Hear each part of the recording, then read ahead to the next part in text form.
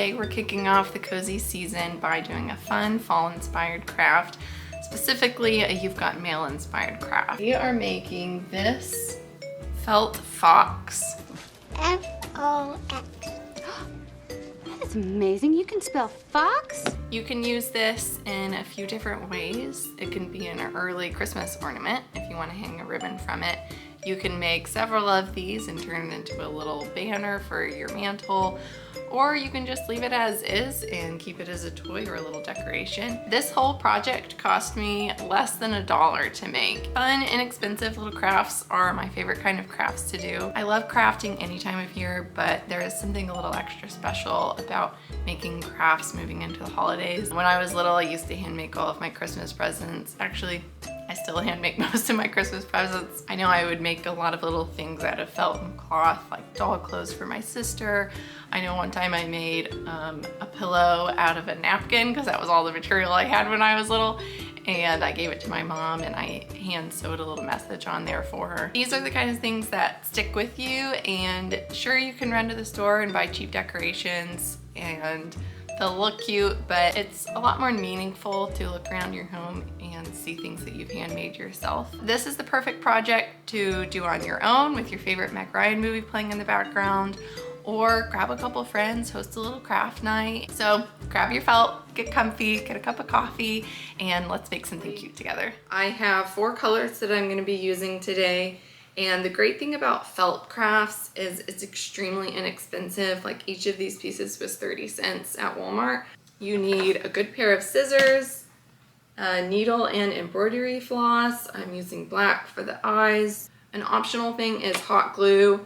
I'm gonna be sewing mine on my sewing machine, but you can use hot glue if you don't wanna do that. I also have this template that I made.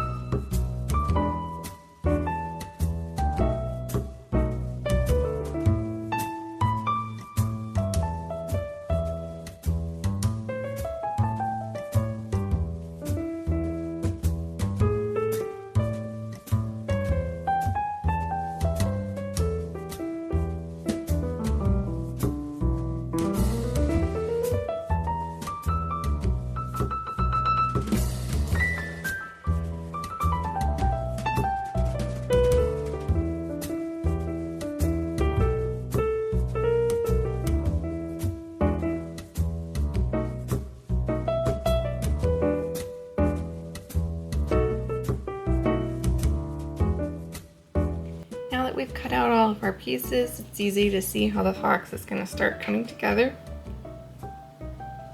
Its face will fit right here. Its body in the middle. And both feet should line up on the notches at the bottom.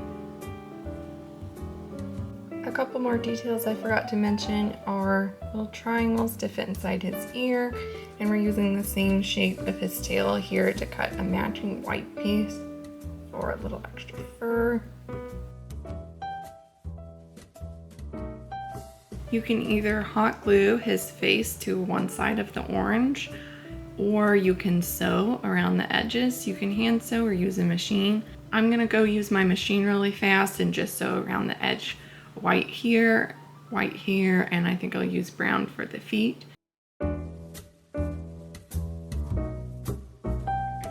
At this point, your fox is really starting to come together, so it should look like this. I sewed the white pieces on with white, switched to brown for the feet. You don't have to do that. You can just glue them on with hot glue, but I like the look that it has when it's sewn on. Next, we need to give him a face. So this is where your embroidery floss and needle come in. If you have black felt, you could also cut out tiny eyes and a nose here and just glue those on. But I'm gonna sew them on with the embroidery thread, and I'm going to be using my template as a guide for where I want his eyes and nose to appear. So I'm gonna do that.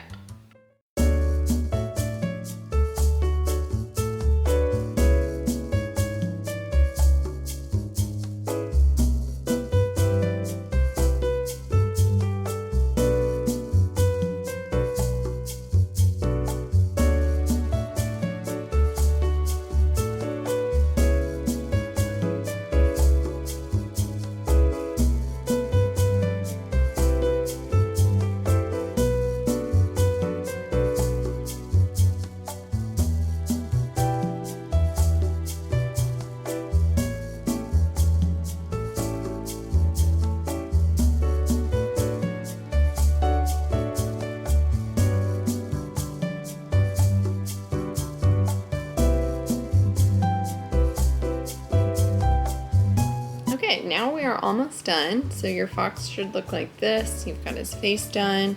So we're gonna take this back piece, put them together, and you can hand stitch or use a machine to go around the edges. And I'm gonna do a zigzag stitch so that it looks a little bit more decorative, and go all the way around the edge, but leave some space at the bottom because we're gonna use some stuffing there at the end, and then stitch the rest of it back up. Okay, I just sewed around the edge, and if it's a little bit messy, that's okay. It just gives it a little bit of character. So he looks like this. So we're gonna take our stuffing, and I left a space at the bottom here.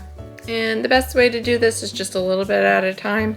And you can use like the back of a pencil or something to really push it into the corners here.